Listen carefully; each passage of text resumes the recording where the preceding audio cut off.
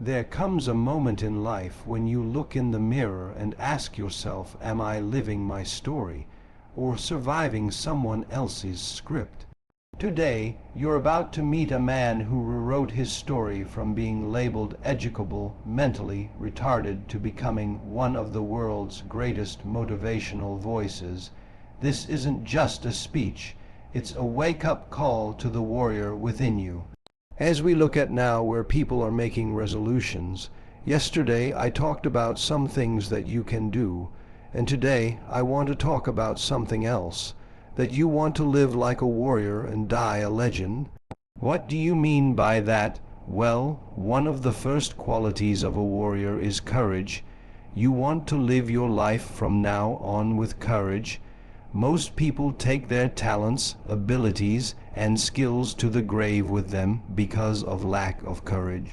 And courage is not the lack of fear. Courage is the willingness to do what it is you need to do, what you are called to do in spite of the fear.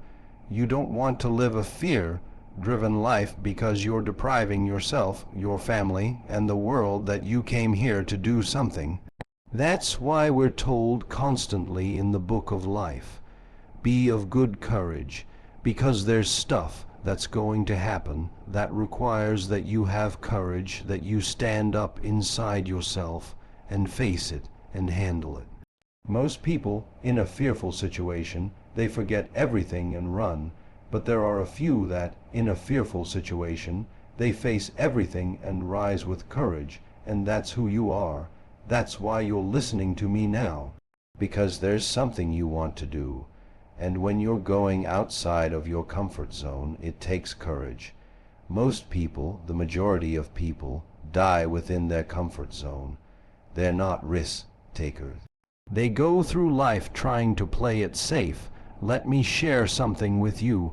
There's no safe position in life.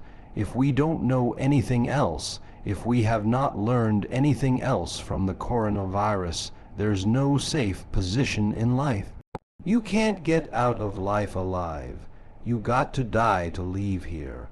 And so this is a time that you want to live your life full and do the things that you think about. Sure, you want to keep social distancing from people, and particularly from toxic, negative energy, draining people. You want to keep social distance from them. Why? Because people rub off on you, but you're here to do the greater work. You're here to do something.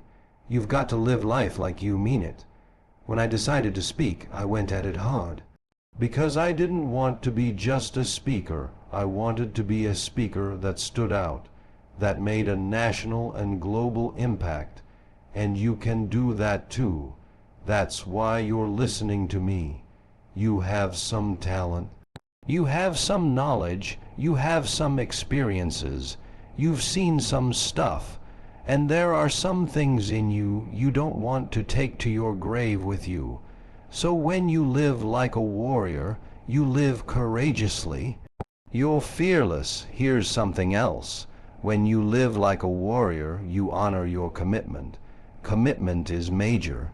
See? When you decide that you're going to do something, when you commit yourself to live a life that's different than the life you lived last year, you hold yourself to a higher standard. You're seeking something. You're pushing the envelope. You are challenging yourself. You are willing to walk by faith and not by sight. And you know, as a warrior, that there's a dramatic difference between being a warrior and being a worrier. Anybody can worry, and a lot of people are worried right now. Oh, the new virus is coming, and it's even more lethal and spreads easier. Okay, got that, all right, and you got to eat. You got to pay the rent. You got to pay the mortgage, got to pay the car note. I learned a long time ago the best way to get back on your feet is to miss 3 car payments. Come on, yeah, but you don't want to be reckless. You don't want to die for a job, no. Somebody asks you, hey, sign here. In the event you get sick, you're on your own. Do I look like Mr. Kadomo? No. Create something else. Life is saying no. Don't put your life on the line saying, oh, I got to eat. I could either starve to death, or I sign this and risk dying and leaving my family so they can starve without me. No, you can create something else.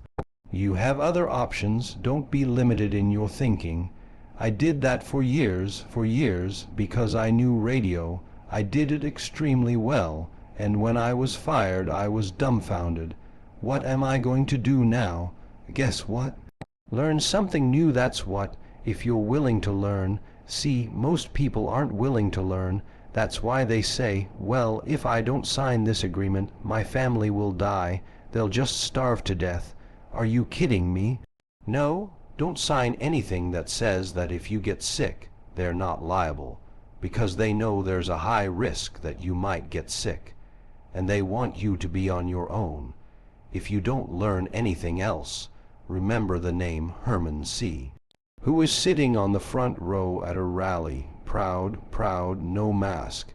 He got back to Atlanta, had to go to the hospital. He said, no big deal. And now he's out of here 5 days later. They didn't even mention his name.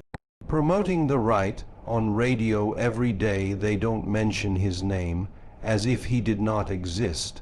Come on, this life is challenging us. In life, when you don't have enough courage or insight, intelligence, expanded vision that you have outgrown a situation and it's time to move on, life moves on. You outgrew radio, and now I can come on anytime I want, and you can see me too. So you got to put your foot down. You got to get an attitude, because we're all basically the same.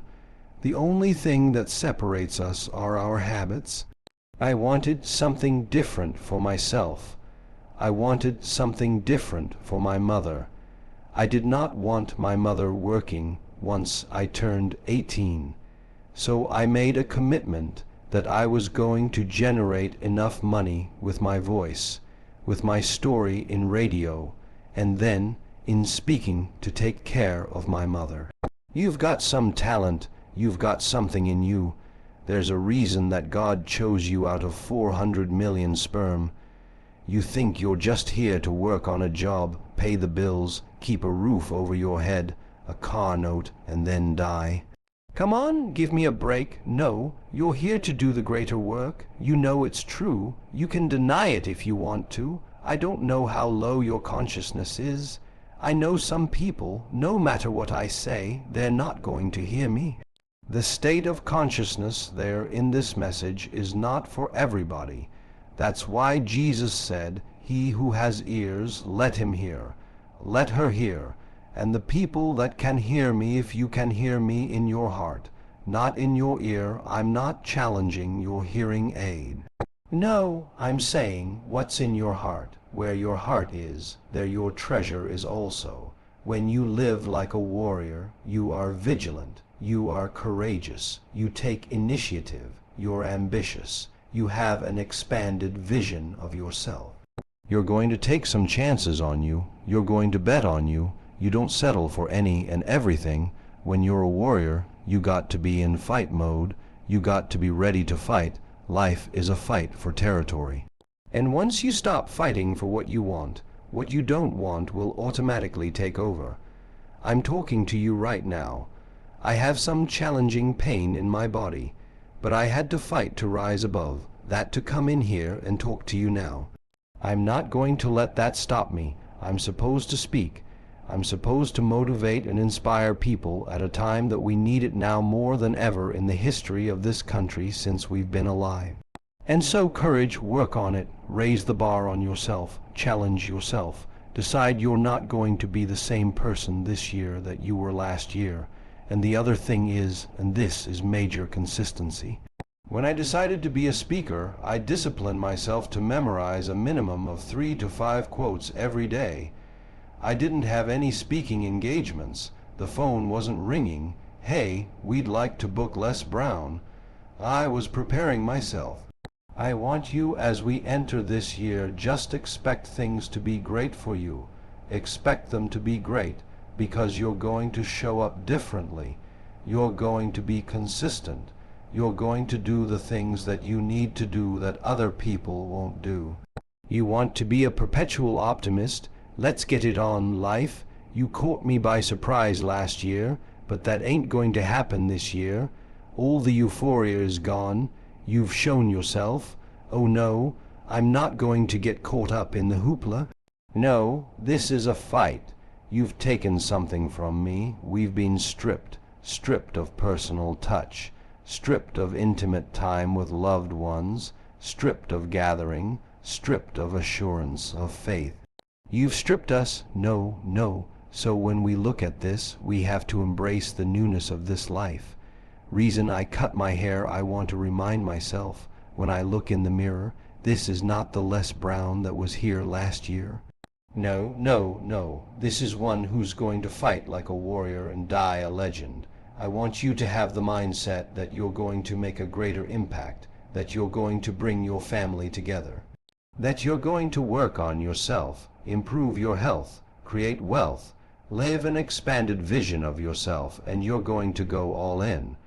All you can do is all you can do, and all you can do is enough, but make sure you do all you can do. Got to get fired up thinking and being creative. That's how you want to get your shout on creating more wealth to protect yourself, to insulate yourself from the ugliness, from the poverty, from the pain that so many people are experiencing. This is your time, and it can only be your time when you are willing, as you look in the mirror when you get up in the morning, to say, Lord, whatever I face today, together, you and I can handle it. All things work together for good for those who love God, and for those who are called according to his purpose. When you get up in the morning and decide to live a courageous life, every day, get up and make a commitment to live your greatest life. Get up in a spirit of gratitude and say, Lord, thank you for bringing me here. Thank you for dragging me into this year. Thank you for protecting me and those I love. Thank you for the courage to go on. For those that did not make it, for my family members and friends that did not survive, I will live a life that will fill in the blanks for them. Because I'm here because of your grace and mercy. I don't take it for granted.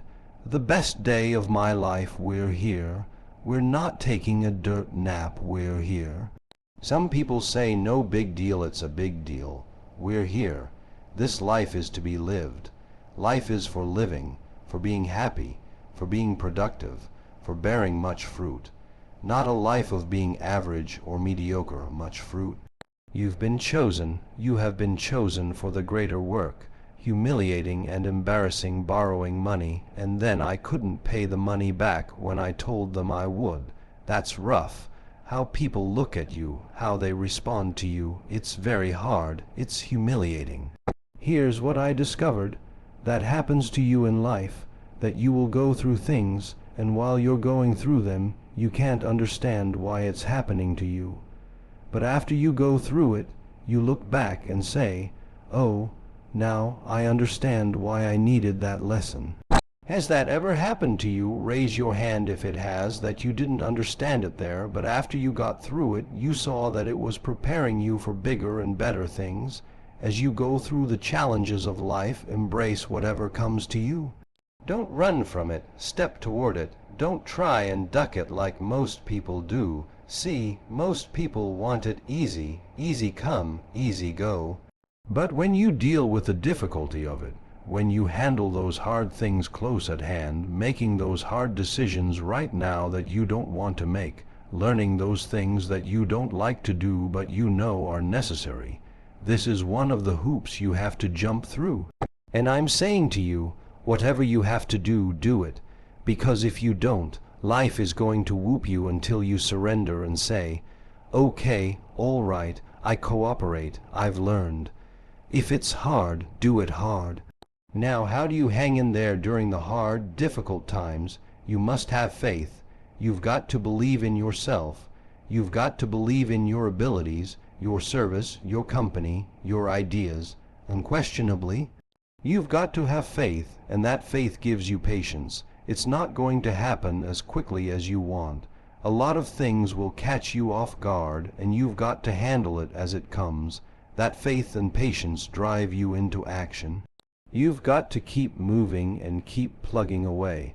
I can see people coming out talking to a God, watering and fertilizing the ground that's not showing anything.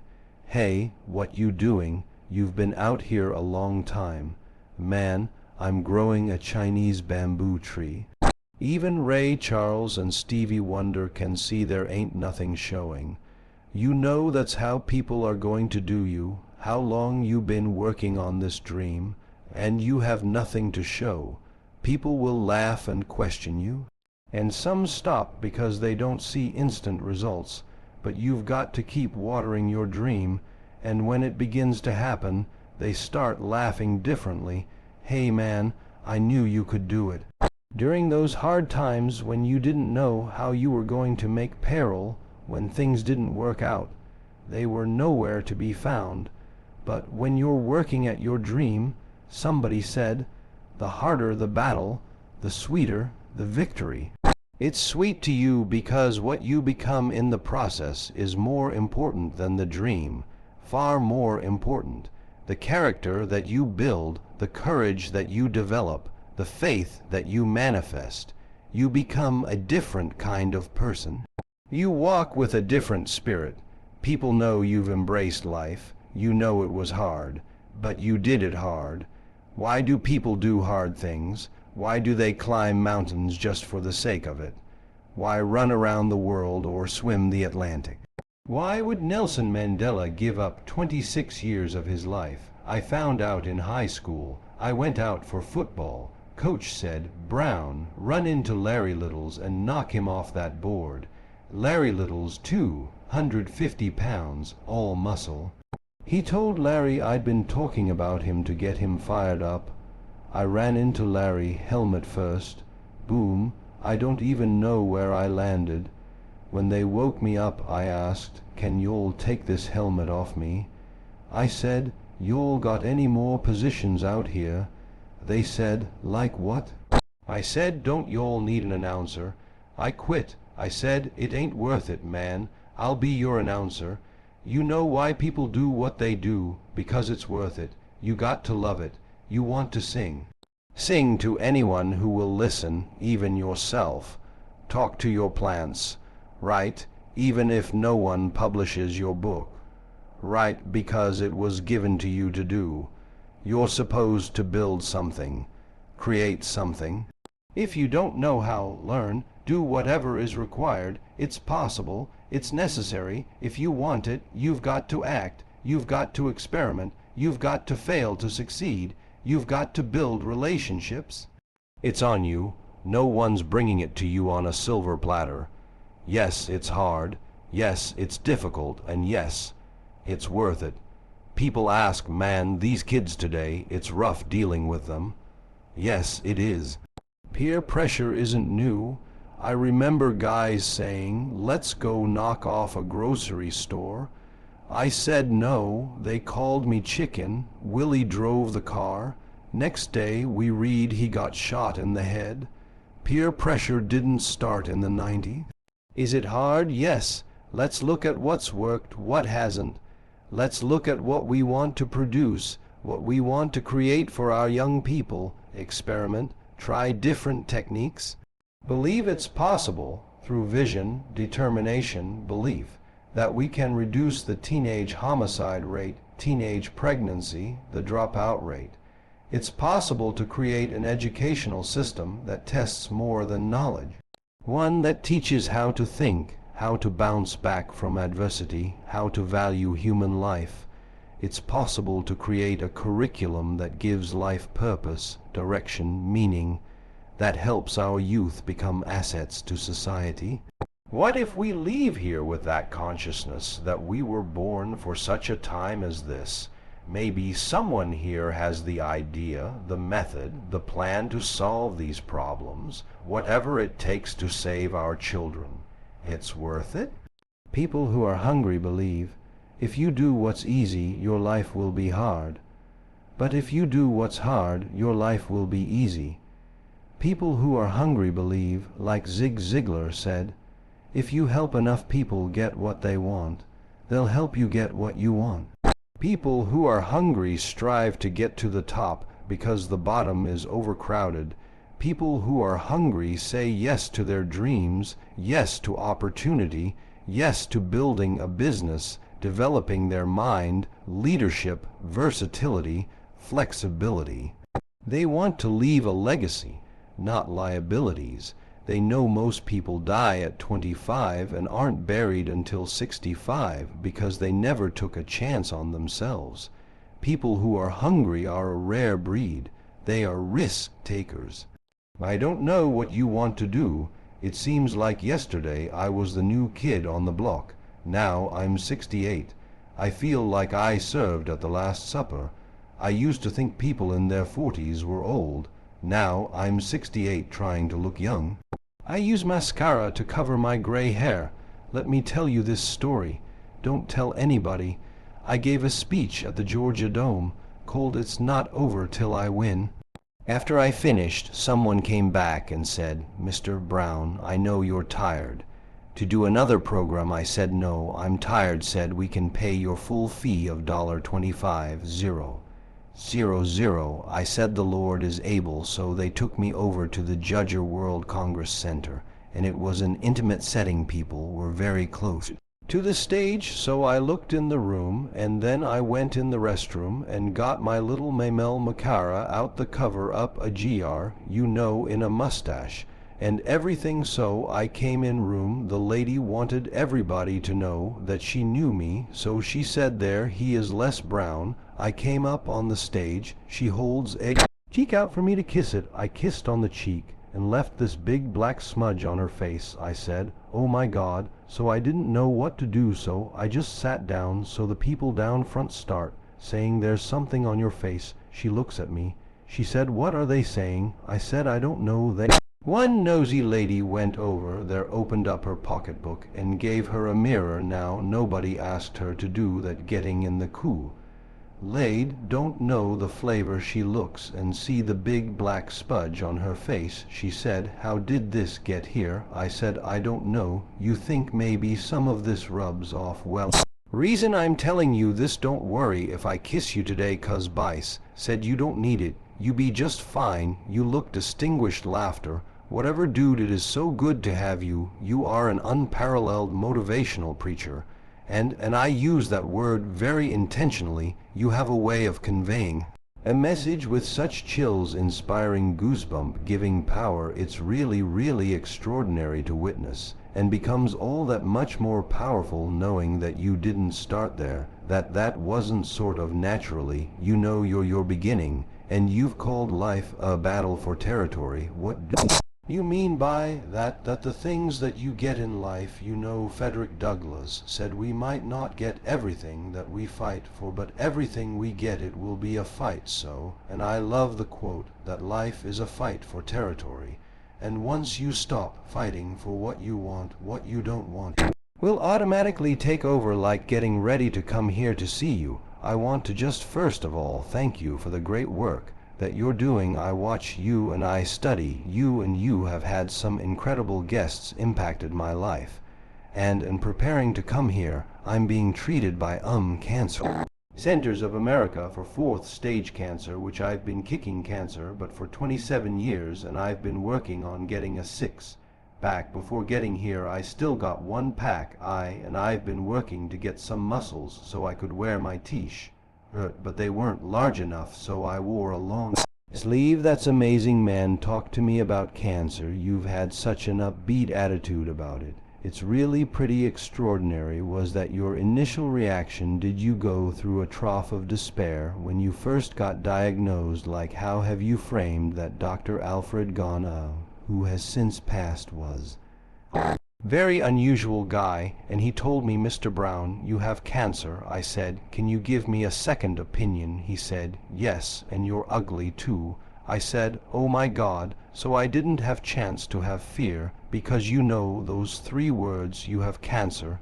3 of the most feared words in 7 different languages. I saw it as a fight, and from that time to this time, you know my PSA was 24/100, that's S prostate specific antigen, and now it's below 0 and metastasized 7 areas of my body, which was a good thing because 7 is my lucky number, okay? So I never was fearful that I was going to die from it, and I think that I read something by Dr. Norman Cousins. He wrote a book called The Biology of Hope, and he talked about the fact that when something happens to you, you don't deny it, you defy it.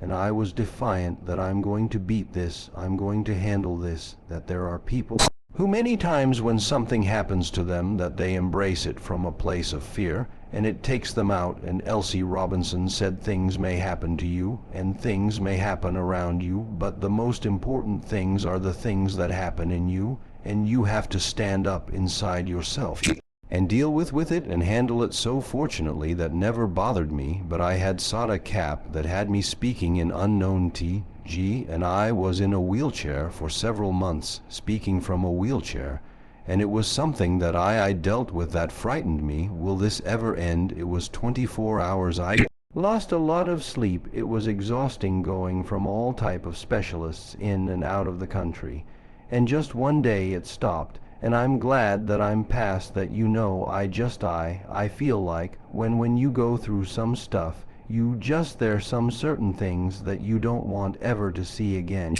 And that's what I want to ever see or again, but fear has not been the biggest challenge that I faced with the things that I've been dealing with in terms of my health. Well, talk to me about the process that you go through mentally. So there have been a few times in your life in getting to know your story where they seem like really key inflection points. I'm being told that you were teachable, but mentally that for sure is something that would define most people, and they would have a hard time escaping that.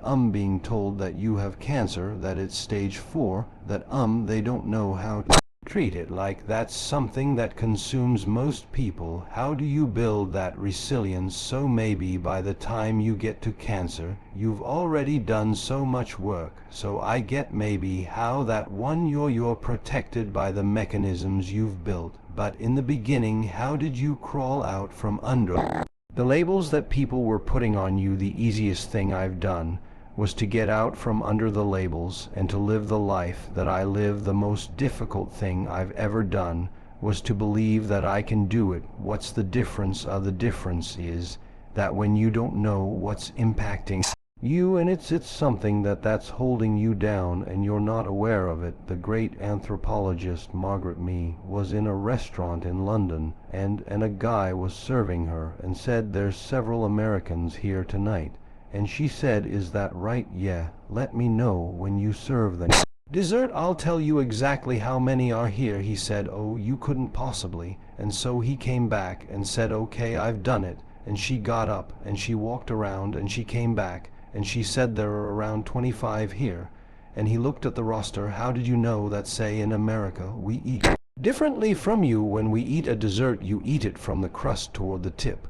We eat it from the tip toward the crust. When you eat a slice of pie, how do you eat yours?" "Oh, definitely, yeah. From the tip back to the crust, for sure, yeah, okay." And so there are things that when you in my situation, when you live in a dominant culture that is designed to destroy your sense of self and your belief in yourself, and you have to learn ways in which you can begin to connect with this power that you have within yourself to handle where you are. The key is to be constantly in a perpetual process of discovering the truth of who you are and fighting constantly to look for ways in which you can escape the inner conversation. I speak to audiences around the world, and I train speakers as well, and I tell them that when you speak that there's an objective that you want to achieve when you speak to an audience, because how people live their lives as a result of the story they believe about themselves. So you as a speaker, when you speak in this program, when people see you, what you do is distract, dispute, and inspire. You distract people from their current story with your guest and the questions that you ask through the process of the ongoing questioning and the way in which they respond and the things they have learned. You dismantle their current belief system and inspire them to create a new chapter with their lives. And so, But that's an ongoing process of constantly interrupting that conversation, what psychologists call your self-explanatory style, because life is going to beat up on you in so many ways, and many things they come back, negative thoughts. And how you feel about yourself, they don't die, they come back once you stop doing the maintenance work on your mind, listening to motivational messages, going to seminars and workshops, spending time quietly listening to the still small voice within. Who am I really? Is this really me? Am I giving my best? Am I just reflecting what's around me? Because all of these various things affect how we show up in life, and so having a strategy to continuously find ourselves reaching higher. Robert Schuller had a book, is not very popular, but I loved it. It's called Peak to Peak, UPK to Peak, because you're constantly reaching higher to find out and discover your better self. What are some daily practices that someone can take to in my particular case, when you are in a culture that is designed to deny you, to demonize you, and to destroy your sense of self, you have to do a stripping. If you're going to wax a floor, you don't just put good wax on a floor that needs to be waxed. You got to strip it first. And so you have to strip away that which has compromised your vision of yourself and how you see yourself, and you have to have a program that you implement, rituals that you listen to. What you listen to, you turn into. Yes, my mother used to work on my beach, and she adopted my twin brother and 5 brothers and sisters. We were first foster kids, and I was shining the shoes of Mr. Mr. Sedke. He listened to motivational material all the time. Zig Ziglar. If you give enough people what they want, they'll give you what you want. Yes, Jim Rowe. When the end comes for you, let it find you conquering a new mountain, not sliding down an old one. Dr. Norman Vincent Peale. You have something special. Don't allow your thoughts to control you. You must think positively, and by listening while shining Mr. Shoes, it began to expand my vision beyond my mental conditioning, 'cause I was working at a time on Miami Beach. They used to have signs on Miami Beach that said Jews, dogs, and color it's not allowed. So there are places on Miami Beach that black people couldn't go, but a dog could go. And so living in that kind of culture, that listening to words that validated me, that inspired me to live out of my intonation, that's the only area of our lives that cannot be tainted. The imagination. That's why Einstein said the imagination is a preview of what's to come. That listening to those motivational messages allowed me to hold a vision of myself outside of my circumstances, outside of the culture that had denied me and demonized me, and worked tenaciously to destroy my sense of self, and empowered me to believe that it's possible, that if other people had goals and dreams they wanted to achieve, that I can have them too. Yes, if possible, that I can go from linol and on the floor to carpet, and go from a house where fans are blowing hot air to air conditioning. It created a different kind of mindset. And so what we have to do is engage in a ritual that allow us to begin to retrain our thinking. We can't control the thoughts that come in our minds, but we can control the thoughts that we dwell on. Yes. And the other thing that kept me going, I said, if you know the why of living, you can endure almost any. How right my goal. I had a vision of taking care of my mother, and a vision of buying her a home, and I accomplished that, and that kept me going when other people were ready to stop, give up, throwing the towel on themselves. My reason of why I was doing it was my rod and staff to empower me to keep going and get excited when I was rejected, knowing that every rejection, every no, brought me a step closer to a yes. Yes, the world doesn't give you what you deserve. It gives you what you fight for. Les Brown didn't just defy the odds, he became the reason others believe they can too. So now I ask you, what story are you telling yourself? What would happen if, just for today, you believed it's possible, not easy, not guaranteed, but possible? Because if it's possible for him, it's possible for you. Don't just live history, make it.